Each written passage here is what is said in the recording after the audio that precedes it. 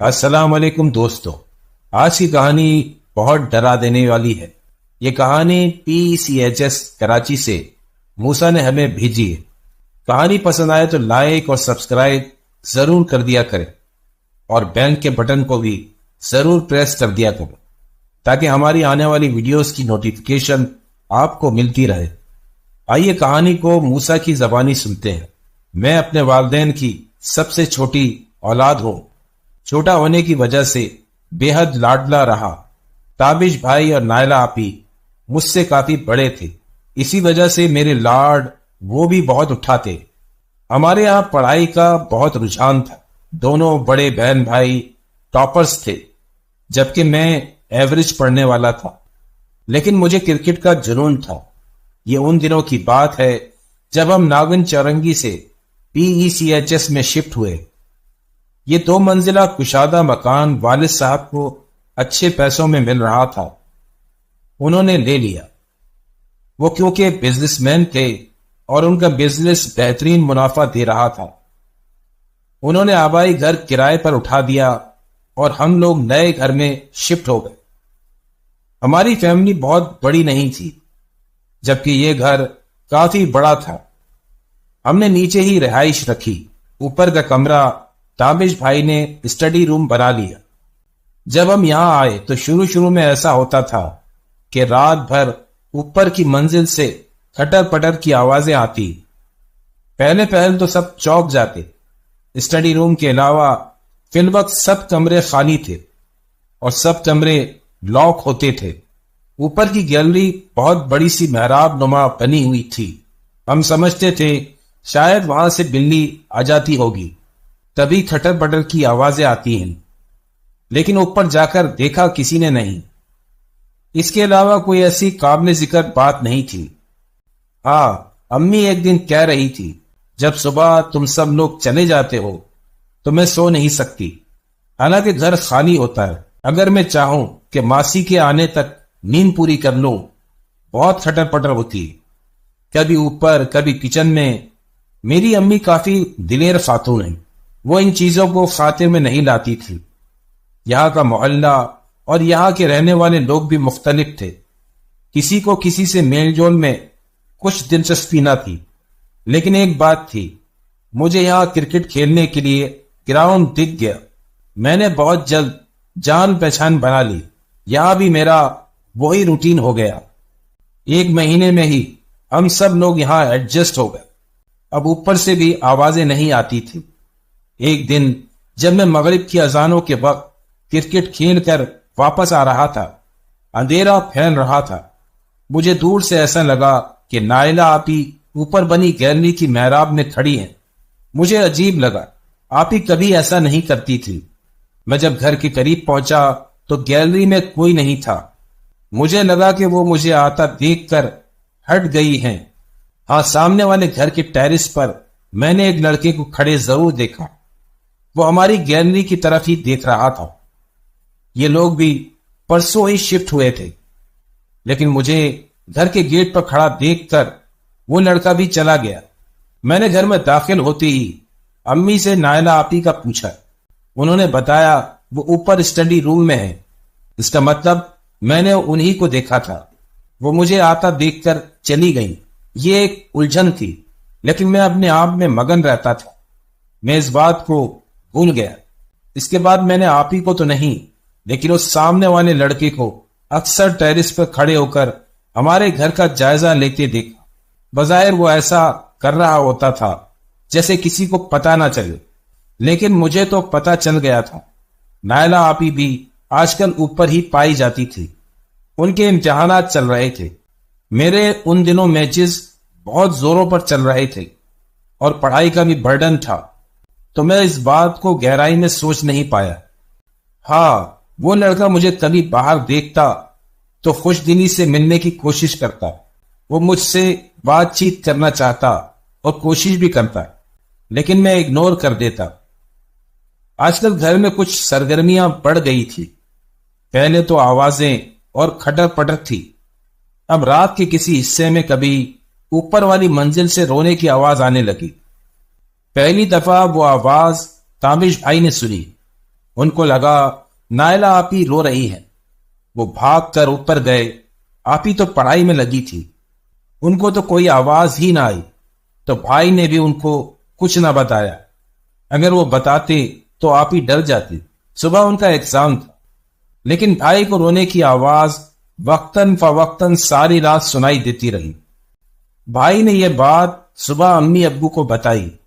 امی نے ابو سے کہا قرآن خوانی کروا لیتے ہیں، لیکن بس بات ٹل گئی۔ 2 دن بعد ہی دوسری بار وہ آواز امی نے سنی۔ وہ تہجد پر اٹھی تھی، پریشان ہو کر فوراً آپی کے پاس گئی۔ وہ تو اسٹڈی روم میں پڑھ رہی تھی۔ امی نے جب ان کو انجان دیکھا تو امی نے بھی کچھ نہیں بتایا، لیکن امی نے تہجد پڑھ کر دعائیں کی تو وہ آواز ان کو پھر نہیں آئی۔ اسی دن صبح امی نے تابش بھائی کو قرآن خوانی کروانے کو کہا۔ بھائی کچھ مصروف تھے، ابو تو بزنس کی وجہ سے گھر کو ٹائم ہی نہیں دے پاتے تھے، تو یہ معاملہ پھر سے ٹل گیا۔ میں اسی دن شام میں کرکٹ کھیل کر واپس گھر کی طرف آ رہا تھا۔ میں نے پھر اپنی گیلری پر سایہ دیکھا، وہ آپی تھی۔ آپی جیسا ہی سایہ کھڑا تھا، اور سامنے والوں کا لڑکا ٹیرس پہ کھڑا چائے پی رہا تھا اور ہماری گیلری کی طرف دیکھ رہا تھا۔ شاید وہ اشاروں میں بھی کچھ کہہ رہا تھا۔ میرے گھر کے قریب آتے ہی آپی گیلری سے ہٹ گئی۔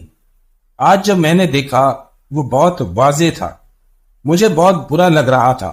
میرا چہرہ ضبط سے لال ہو گیا۔ امی نے دروازہ کھولا تو میں سیدھا کچن میں گیا، فریج سے بوتل نکال کر جلدی جلدی پانی پینے لگا۔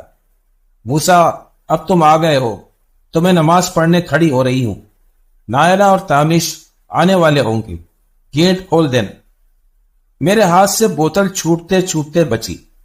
امی آپ ہی گھر پر نہیں ہیں؟ نہیں، وہ آج یونیورسٹی سے ہی اپنی دوست کی طرف چلی گئی تھی، تابش لینے گیا ہے، بس آتا ہی ہوگا۔ یہ کہتی امی تو نماز پڑھنے کھڑی ہو گئی۔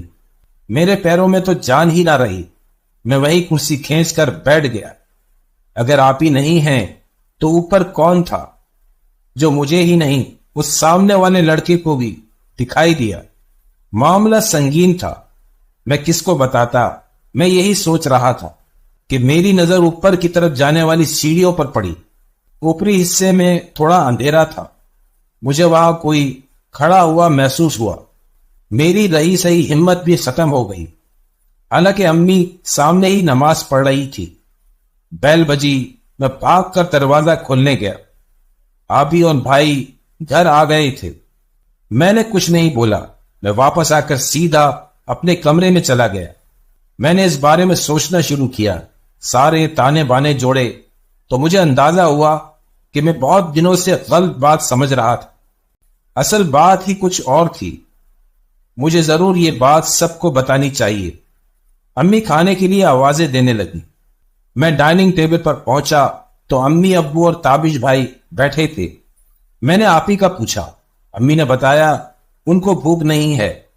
میرے کچھ بھی بولنے سے پہلے امی نے بتایا کہ آج سامنے والے گھر سے 2 لیڈیز ملنے آئی تھی، وہ نائلہ کا پوچھ رہی تھی۔ مجھے لگ رہا ہے کہ وہ رشتے کے سلسلے میں آئی تھی۔ ہاں تو پوچھنے دو، ابھی ہم نائلہ کی شادی نہیں کریں گے، وہ ابھی پڑھنا چاہتی ہے، ابو سرسری انداز میں بولے۔ میں بول پڑا، وہ آپ ہی کے رشتے کے لیے نہیں آئے تھے۔ سب میری شکل حیرانی سے دیکھنے لگے۔ تمہیں کیسے پتا؟ تابش بھائی بول پڑے۔ میں نے ساری تفصیل بتائی، سب پریشان ہو گئے۔ امی تو فوراً تابش بھائی کو ڈانٹنے لگی، تم سے کہا بھی تھا کہ قرآن خوانی کروا دو، تم ٹال گئے، تے یہ پایا کل ہی قرآن خوانی کروائی جائے گی۔ امی نے نائلہ آپی کو اوپر جانے سے منع کر دیا۔ نائلہ آپی کو تو ساری تفصیلات سن کر یقین ہی نہ آیا۔ ان کا کہنا تھا میں تو ساری رات جاگ رہی ہوتی ہوں، مجھے تو کبھی کوئی نہیں دکھا۔ بہرحال امی کے سختی سے کہنے پر وہ اپنی کتابیں لے کر نیچے آ گئی۔ اس رات 2 بجے کا وقت ہوگا، ہم سب بے خبر سو رہے تھے۔ آپی کو اپنی بک چاہیے تھی۔ اب اس ٹائم وہ کس کو اٹھاتی؟ وہ خود ہی بک لینے اوپر چلی گئی۔ اوپر پہنچ کر انہوں نے بک اٹھائی. عین اسی وقت وہی رونے کی آواز اوپری منزل میں گونجنے لگی. آپی نے تو پہلی بار ایسی آواز سنی.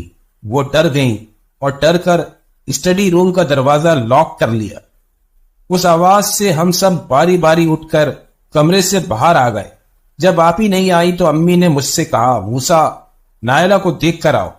وہ رونے کی آواز مستقل وقفے وقفے سے آ رہی تھی. میں جلدی سے اٹھ کر آپی کے کمرے میں گیا. آپی تو وہاں نہیں تھی. میں نے فوراً بھاگ کر جا کر امی لوگوں کو بتایا کہ آپی تو کمرے میں نہیں ہے. اب سب کے ہاتھوں کے طوطے اڑ گئے. پہلے تو نیچے والے گھر میں اچھی طرح دیکھا, اس کا مطلب آپی اوپر ہی تھی. ابو اور بھائی تیزی سے اوپر بھاگے.